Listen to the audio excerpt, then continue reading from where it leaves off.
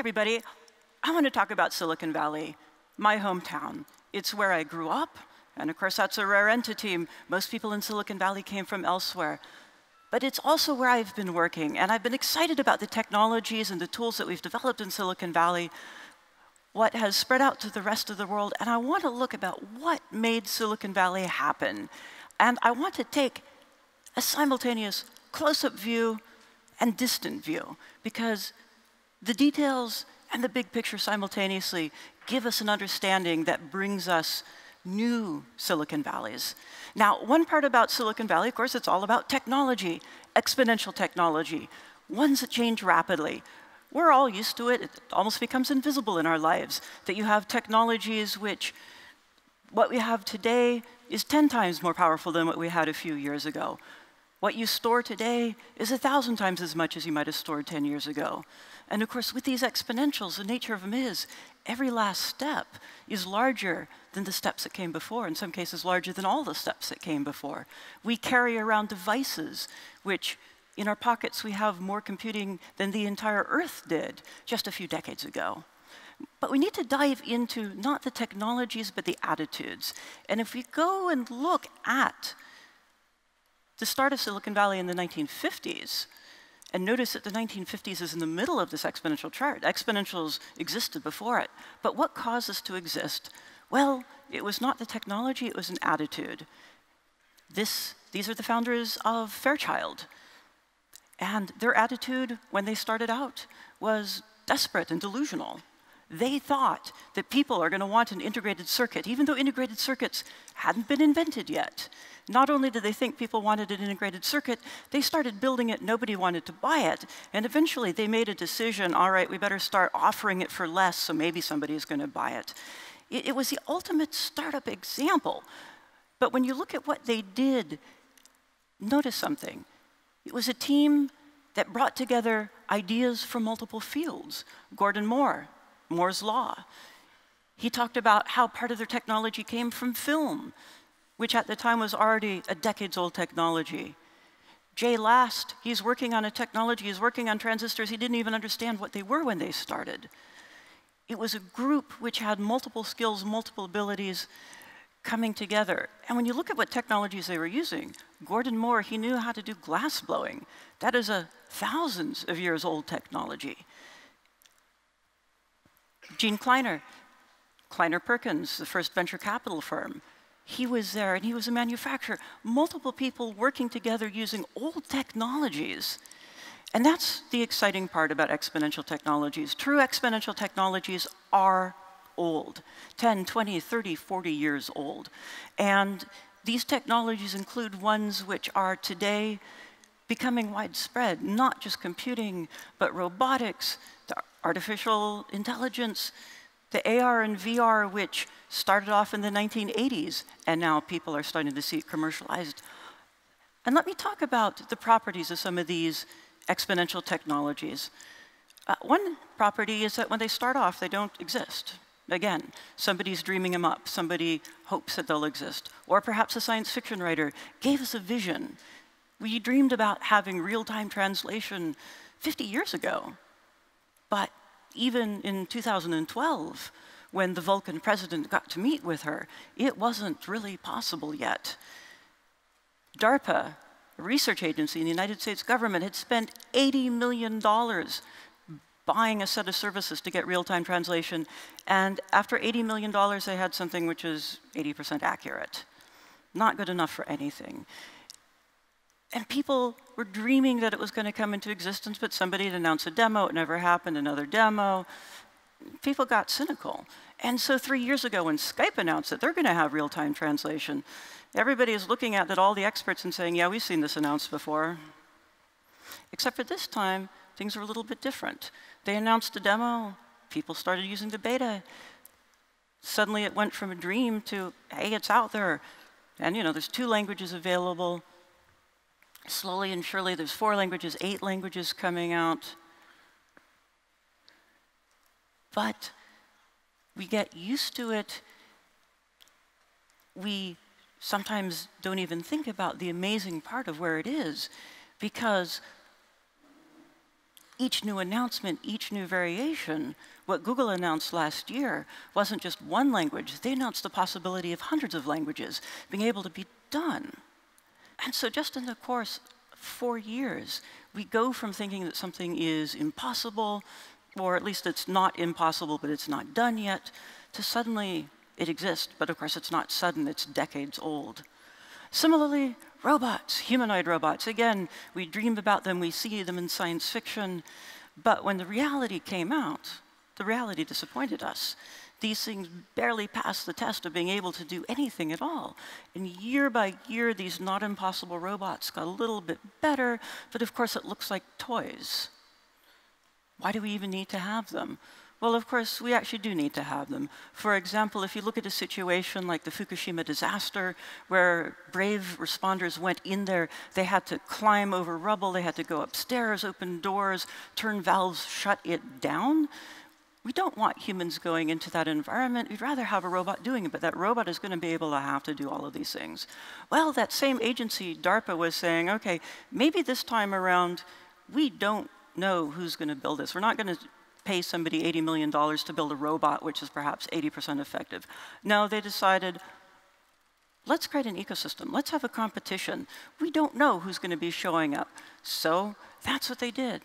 But when the first 16 teams came up, these robots, well, each one individually, some of them could open doors, some of them could climb over rubble, only one of them really could do all of them. And if you look closely at these, there's power cords and there's tethers, because if they fall down, they can break. And so what it was doing, you'd sort of say, this isn't even 80% of what we need a rescue robot to be able to do. And they were ridiculously, ridiculously slow. A friend of mine who saw it said it was like watching grass growing, watching this competition. And if you saw this, you'd say, okay, it's going to take another 10 or 20 years before these are any good. 18 months later, 2015, and I was there, they had the competition again. Now again, some of these robots, they did not work. This one knocked its own head off. But notice, there's no tether. There's no cords there. Suddenly it's looking not just not impossible, but it's starting to look good. And here they are. They were able to, multiple teams were able to do this. They put them in a car, the car drives in, they get out, they open the door, and you can imagine 10,000 people, a room, outdoor, screaming and yelling because the one that was winning was walking up these steps. Now, of course, it took 44 minutes to do the type of activities which the rest of us here, we would say, you know, would take us a minute to do, and even a 4-year-old child should be able, other than the driving, should be able to do it in perhaps 5 minutes. And you think at that point, okay, well, it took 44 minutes, so DARPA, they're going to still put a lot of more work into this, aren't they? They're going to put more money into it. And actually, no. At that moment, DARPA pulled the plug on the project, because they had succeeded. They were extremely happy, because these exponential technologies that have this ability to move quickly, they double in speed, they go down in cost by half. If it works in 44 minutes, all it takes is a little bit more change. It takes 20 minutes, then it takes 10 minutes, 5, 4, 3, and now you have a robot which is working as quickly as a human to do these activities, these necessary rescue operations. But of course, exponential technologies have this way of not stopping. What happens next? You have the robot that's going faster. So again, there's this background of these exponential technologies, but who is choosing to do them and who's using them? It is not experts coming along and saying, okay, I'm going to choose you, and I'm going to choose you because I know you guys are good. You don't know who should be in the room. And this is where I want to start thinking about the attitudes of Silicon Valley, the attitudes of innovation, the 21st century attitude. So for example, think about some of the biggest science activities that humans have ever done, going to the moon, moonshot thinking. If 40 years ago you asked people in the United States government or others, hey, who's next? Who's also going to be going to the moon? And of course, there's been some delays. They would say, okay, who's next? Well, you know, obviously Russia, they've already sent satellites. Well, maybe other large countries, you know, China, Japan, Europe, India, they might not have said it. The name that they were not going to say is, who's next going to the moon? It's going to be Bob. But in fact, Bob Richards, CEO of Moon Express, one of the competitors in the Google Lunar X Prize, he's sending a robot there this year or next year. He's going to the moon not because it's difficult, but because it's fun. And of course, this is Google, this is large prize amounts, millions of dollars, sort of the equivalent of VC funding. But there's other people who are working on these sorts of projects as a hobby. My colleague, she is an expert in social entrepreneurship, but every once in a while she'll say, let's put on a competition for rocket nozzle design. Computational fluid dynamics has gotten a little bit easier now that we carry supercomputers in our pockets. And who is the person designing rockets? It's not a team of 10,000 people at the European Space Agency or at NASA.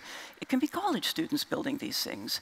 And of course, this attitude of not knowing who the expert is going to be, not knowing who's going to be coming in, that's part of Silicon Valley, and it's starting to spread to the rest of the world. So, for example, when it comes to putting your data out there to have competitions, to be able to say, actually, no, we don't know who is going to be good at this.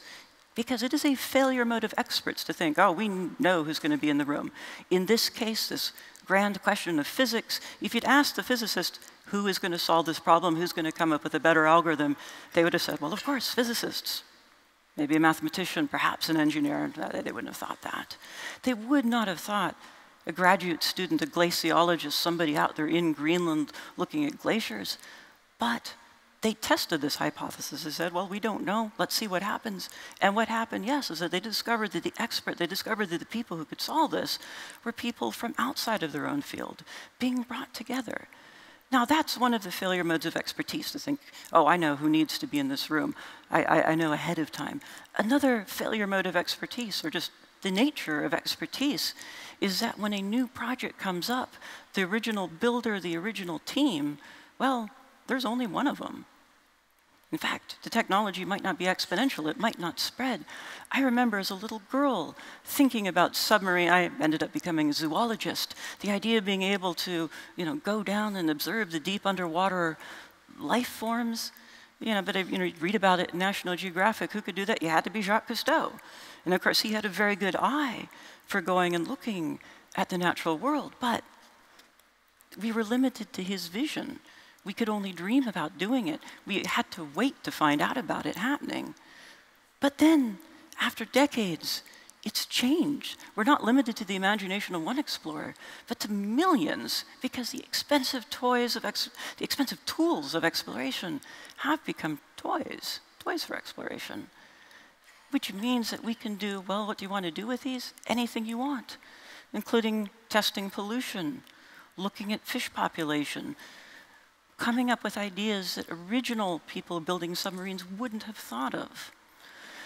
And of course, we can also take what we think of as toys and turn them into tools. Here's an example, the company Matternet. In 2011, they came out of the Singularity University summer program, and they're saying 1 billion people live in areas which don't have roads part or all of the year. Hey, how can we solve this problem? They looked around, and they saw something which, again, in 2011, think about drones. You would sometimes see them in the toy store, but it was just a toy, a toy for adults. They're not very good. They can go a few kilometers. They can carry, grams, not even a kilogram. But they started looking ahead and saying, look, if it's on an exponential technology, battery technology, artificial intelligence technology, then in the distant future of 2014, 15, 16, these might get usable. And that's exactly what happened. They started working with Doctors Without Borders to work in a place like Papua New Guinea, where you have steep, impassable mountains, distant villages where people need to get a medical test to the hospital. Hey, and it worked. And of course, if it works there, you can decide where else might you need to do it. Well, there's another place, Malawi. People need to have medical tests. And again, distant villages and these slips, you could call the doctor and say that I think there's a problem, but the test is going to take weeks to get there. By the time you get the test result back by the cell phone, it's too late. But of course, the interesting thing about exponential technologies is you can't predict who your audience is going to be. And by saying, okay, here is one of the poorest countries in the world, they're using these technologies, 2015, 2016, who's next for this test? Well, the test which is being done this year is being done by the Swiss postal system. They're doing this now, moving medical tests from hospital to hospital. And so again, when you're thinking about exponential technology, you've got this background trends, but you have people jumping in and saying, hey, let's start using this in ways that people have never thought about before. It's not about, again, new technologies, cutting-edge technologies. So for example, when you look at satellites and measurements, you're not saying, okay, let's take $150 million, 150 million euro satellite and make it 10% less expensive. No, instead, this group who founded Planet Labs, they said, can we take a $500, 500 euro cell phone, an Android device, put some solar panels on it, and eventually it costs $100,000, but at $100,000, you can send them up 20 at a time. You don't have to have them last 20 years. They can last 20 months, and as they're burning up and coming in, you're sending more out there. And by doing this, by having this attitude of saying, look, let's creatively reuse the materials at hand. Let's creatively reuse what the experts think might not be possible. Try it out, see what happens. So now they are able to take pictures of the entire Earth pretty soon, maybe this month. Earth gets a selfie every day, so that if you're a nonprofit, you're examining deforestation, you can get pictures of an area not once a year, not once a month, but once a day, and pretty soon, once every 5 minutes. And the results that you get can be close to real time. When the Montreal floods were starting, they immediately jumped in and started giving more coverage of it. It's not the technology, it's the attitude. So again, going back to the nature of exponential technologies, diving into it, there are things that we all need to be considering and working on. For example, when you look at this picture, tell me, and of course you know, as computers get smaller over time. This is from the 1940s. How many computers do you see in this picture? Well, 5, yes, possibly 4 in a manager, because computing used to be a job. And these technologies that were slowly growing in capability in the 1940s, they took off like a rocket, and suddenly computing moved from something that you did to something that you used. It became digitized, and the job disappeared, the job of computing. Now, of course, nowadays, when we look around at the world of jobs, there's a lot of jobs that people have that we say, those jobs should disappear. These are the jobs that are dangerous. But there's other jobs out there which are disappearing today, like the job of radiologist. Hey, these people, these doctors, did not go to medical school and get all this training for 10 years to have their job automated. And yet, this is happening in multiple fields. Now, do we know what's going to be happening 10 years from now, 15 years from now?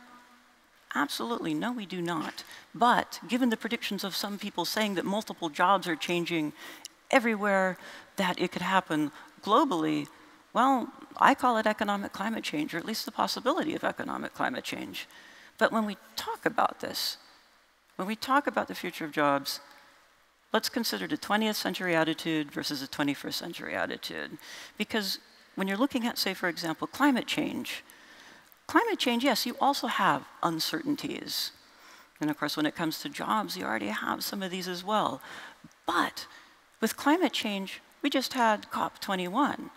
COP21 implies something else, COP1 through 20. We have had multiple meetings, interdisciplinary meetings, where you have everything from Aboriginal rights activists to zoologists to atmospheric scientists to sociologists working on this problem. It is interdisciplinary, it is open, it is exploratory. Now think about when people are talking about the future of jobs. You see something like this. And who is in the room? Well, I'll tell you who's in the room, and I have to admit I'm one of them people who's doing it. People saying, hey, we've got some solutions, we know who we need to bring together. Who are they bringing together? Techies and economists. Now, I'm a techie economist myself. We're really interesting people. We've got a lot of good thoughts, but compared to the world of climate science, where they're saying, let's be open, let's not assume who needs to be there, this is a 20th century attitude. And so, as they're saying, 20th century attitudes, the attitudes of saying, well, hey, if there's a digital divide, we just have to live with it, there's nothing that can be changed. No, instead we have to start saying, how can we use the tools around us? How can we repurpose what we have? So, for my final example, I want to say, when we're talking about bringing the world together to solve some of these problems, well, you're saying there's still a lot of people who are not online. There's still a lot of people who only have 2G systems. Well, look at UNICEF and their innovation group, and they're saying, you know, let's not wait, let's not assume that you have to have all the most modern tools. If people have even a 2G cell phone, but there's also cloud, you can start asking them questions. And you can not just ask one type of question. You can start saying, what are all the problems in the world? What are all the problems in my region where perhaps we can ask people? So the 20th century model of solving a problem like saying, is a crime happening in a school, would be to put together an expert group, probably wait 18 months, probably nothing ever happens. This is Liberia, one of the poorest countries on earth. When they want to discover if this crime is happening, they just go and ask every teenager who is involved with the system. And in an hour, they have an answer pointing to where investigators need to go. If you want to talk about municipalities and having smart cities, well, again, this is a war-torn country, but already they have, in this 21st century attitude, if you want to know if the water is flowing, you just go ahead and ask everybody about it. And UNICEF now is taking this attitude of saying, let's bring everybody to solve these problems together. Let's not just say, oh, it's got to be this expert or that expert. Everybody in the world together is the expert. They're creating a venture fund. So saying the attitudes, the money that exists in Silicon Valley should exist for the world. So that is the difference between 20th century thinking and 21st century thinking. That is a difference between just simply looking at exponential technologies and people saying, let's solve the biggest problems with them. Is that when you're saying, who is going to work on this problem, who is solving the problem together, are you saying, well, I think I know who it's going to be, it's this limited number of people, or do you use a Silicon Valley attitude of saying, we don't know who's going to be there, but perhaps we ought to have the entire world be the potential people building this together? Because in the end, when you think about an exponential technology, as I said, what you build, each new step, can encompass, be larger than everything that happened before it. So right now, we are at a moment where we can be creating the next version of the economy, the next version of innovation, the next version of a worldwide Silicon Valley. And what is this next version going to look like? I have no idea. But who's going to be building it? All of us together. And this new version, I think, is going to be amazing. Let's join in and build it together. Thank you.